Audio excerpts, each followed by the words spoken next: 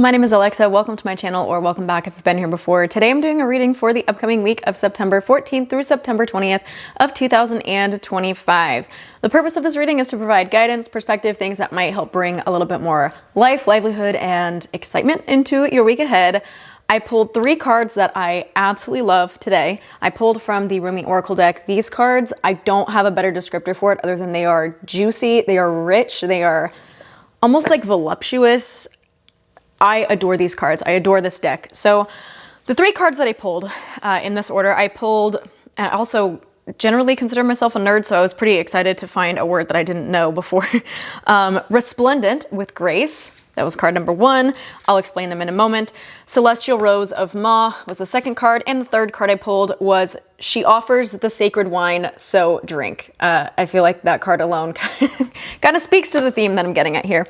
So, my dears, for this week ahead, if you are not in touch with your sense of richness, I don't mean financial, I mean like almost like I don't want to use the word abundance, your energetic richness. We're just going to keep it at that, okay? If you are not in touch with your sense of energetic richness, this week is a very good time to do that. I'm just noticing that I'm crooked and it's going to drive me freaking bananas. Honestly, I might have just made it worse, but we move. Okay, so starting out with the Resplendent with Grace. One thing I'm going to read directly from the booklet with this one. You might live rather differently, my beloved, should you realize that you are not only worthy of grace, but actually dripping with it, saturated with divine presence, so rich it leaks out of you and causes sunlight to pool at your holy feet.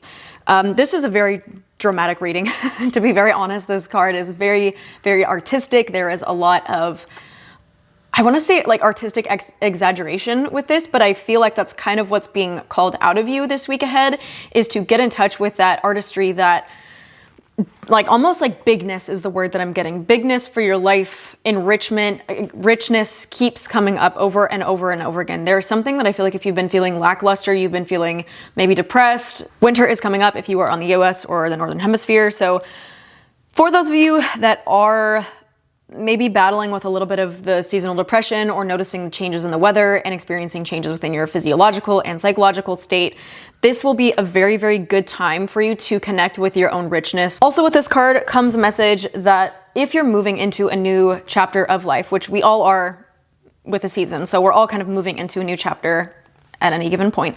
But if you feel very strongly like you're being pulled into a new energetic, a new line of work, maybe new relationship, new state of being, new friendships, new circles, whatever it may be, new hobbies, activities, whatever it is, it might feel like you're moving into something very different, and you might be experiencing this level of doubt of like, well, am I capable of doing this? Do I have what it takes to be able to do this? And the very strong, again, rich answer that comes with this card is yes, you do have what it takes. You've had all of it in you all along. And I feel like for some of you, you might have been in sort of a priming period where you were learning the depths of yourself. This could have felt like a negative journey. This could have felt like a dark journey. This could have felt, or could feel if you're still on the roller coaster, a bit like a dark night of the soul, where you're getting more in touch with these sides of yourself that feel contradictory and challenging, and like they maybe don't make sense all the time. And so this card calls you to sort of look at the bigness of you, again, the richness of you, the totality of you, not to ostracize any part, but to accept it fully as being an essential piece of your being. And the word essential piece of your being seems very, very important with this. It's very potent with this, because you need to be in touch with all aspects of yourself to bring all aspects of yourself forward, especially if you are in a process where you're feeling like some creativity needs to come out, or you feel called to bring creativity out, and you feel like you're in a state of your life where you want to be making things, you want to be creating things, you want to be providing something. I feel like this is more about being and less about doing, but there is this component of taking actionable steps that help you to embody the fullness and the richness of you. Like I said, the word richness is so hyper present with this freaking card. It keeps coming up over and over and over again. This card is like the epitome of the expression of the fullness of you, and therefore the fullness of life itself. So really get in contact, get in touch with all of those pieces of you. A good meditation that came with this card, which if you want to use this on a daily or at any point when you're feeling disconnected from yourself, is to imagine a light, a beam of gold, either coming up from the earth. I know this sounds very woo, but coming up from the earth and encompassing you, or coming down from the heavens or above or whatever, and washing over you that way, and allowing this gold light to feel like richness, like royalty, like it's bringing you into a sense of regality within yourself, including all of your good and all of your bad. If you haven't done any shadow work or shame work, this might be a good week for that, so that you can accept that totality of you as being essential. Now, as we move into the next card, the Celestial Rose of Ma, we're gonna see some of these themes highlighting in a very beautiful and also very artistic way. A major message with this card is to get in touch with the spirit of the rose. You can do this physically by being around roses, buying a bundle of roses for yourself, for your home, for people that you love, meditating on the rose, wearing the color red, wearing rose-scented perfumes, anything that will get you in touch with the essence of rose. And the beautiful message with this card is that the rose has thorns, and those thorns are a necessary part of its beauty. They are the things that keep away anything that will prevent the rose from blossoming, that will prevent the rose from coming into its fullness. Again, going back to that full expression of self, this is a repeated theme in this reading for this upcoming week. Getting in touch with the richness of yourself, including your thorns, your boundaries, the things that maybe feel like walls, maybe feel like they're keeping things out, and understanding that these are all a method to protect the beauty of the rose itself. This card signifies the end of a period of suffering. So if you have been in a state where, again, you're feeling down, you're feeling like you're really being challenged with things, this signals a time when you might be getting more in touch with finding a deeper sense of love and acceptance, even for the parts that, again, you view as thorns. So speaking to the concept of a rose, I really love this passage and I want to read this. The sticking point, the place where one can stumble and place hands to the ground to break a fall rather than open them to receive, is in the thorn. The thorn is the point of pain. It is what tears at you, but is essential for you to receive the rose. The beauty of this week is the beauty in receiving the rose, whatever that might look like. And in receiving the rose, you may experience the puncture or the challenge of the thorns. This is a gift, and this is not a curse. Your thorn may be the love you need to let go of now, so you're open to your present rather than your haunted past. Your thorn may be the fear that if you grow too vibrant and embrace the magnificence of your being, which for some of you I feel like this might be it, others will shun you out of jealousy or fear or leave you alone. Your thorn may be a constant need to bargain with life, that you shall take one step provided certain unwanted events don't take place, rather than just accepting it and living as presented to you. Your thorn may be looking deep within the heart and removing a crown of thorns, representative of your suffering over a long time. So if you have been in suffering for a long time, you may be removing that crown of thorns that is captivating and clenching onto your heart, letting it go, allowing your heart to fully heal, realizing that even great suffering has not tarnished your radiance, but allows it to grow stronger. Why am I getting misty-eyed at this?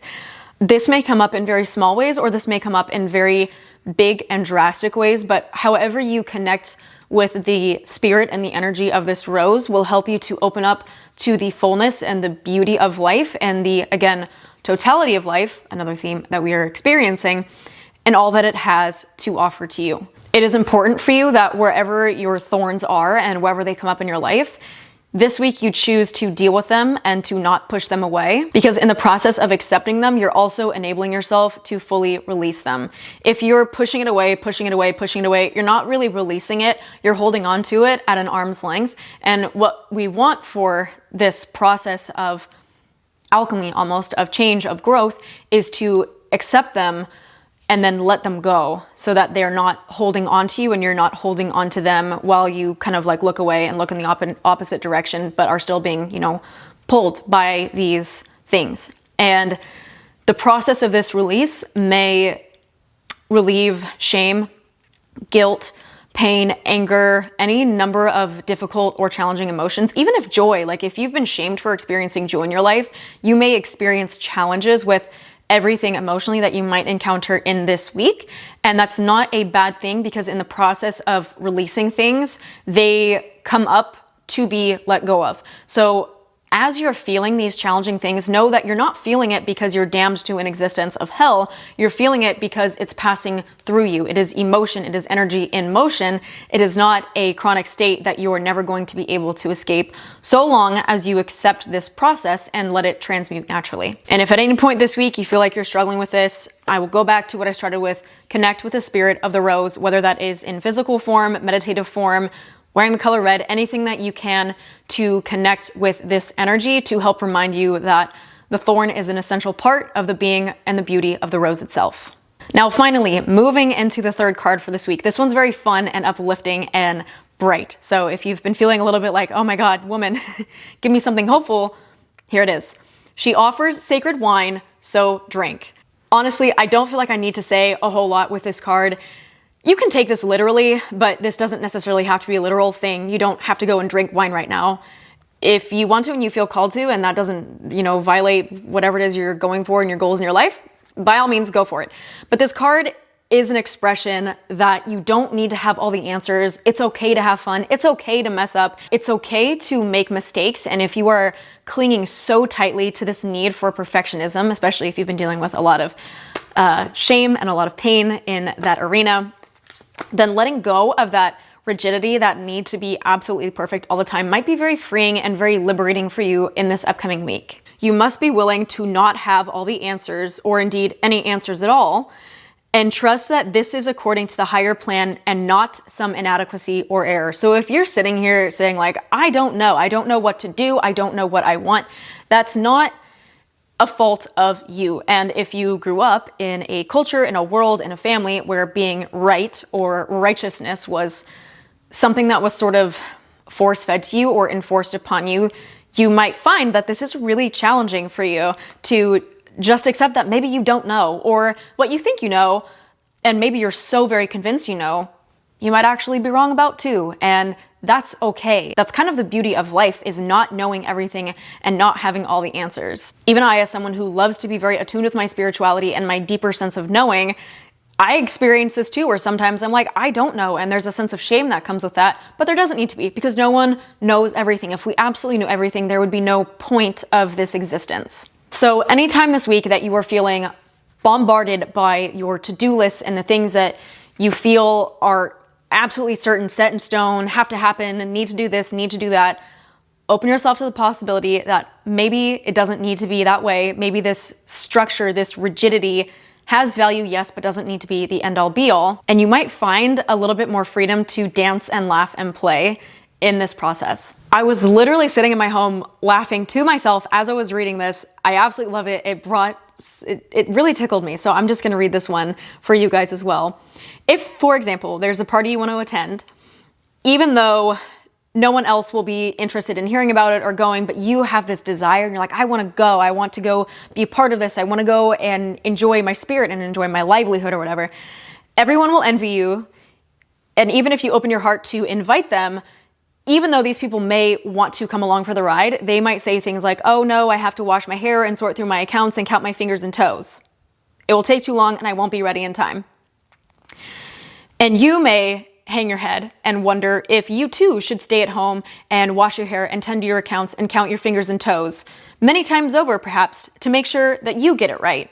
But then you'll hear the distant sound of a clinking glass and think to yourself, forget this to-do list, I'm going to go and have some fun. And the guidance that comes with this card is, are you having fun yet? You may need to wash your hair and check your accounts. You may even need to count your fingers and toes. But you don't need to do this over and over again to the point where you cannot incorporate sacred fun and sacred play into your own life. So if you've been feeling very serious, very stern, I need to do this, and this, kind of check all your boxes and get from point A to point B, there is a huge invitation for you in this upcoming week to open yourself up to play and the excitement and the magnetism of life. If you can't tell, this reading for this week is really inviting you again into the fullness of you, the full expression of you. This means your dark, your light, the totality of yourself. This means accepting that your thorns are part of what enable your rose to blossom. And part of the rose that is blossoming for you and has the opportunity to blossom for this upcoming week is your connection to play and to your own spirit and to your own fun and your own livelihood and your own magnetism. Like I said, a very rich reading, a very fun reading, I love these cards for this week. I absolutely do. I'm currently not really on social media, so if you have any questions, feel free to leave them in the comments below or reach out to me at alexab.alchemy, and when I go back on, I will get back to you if it is not urgent. If you haven't already subscribed to my channel, please make sure that you do so. I'm doing these readings every single week now, and it is my absolute pleasure to have you guys along for the ride. So thank you for tuning in. I love you, and I will see you guys next week. Bye.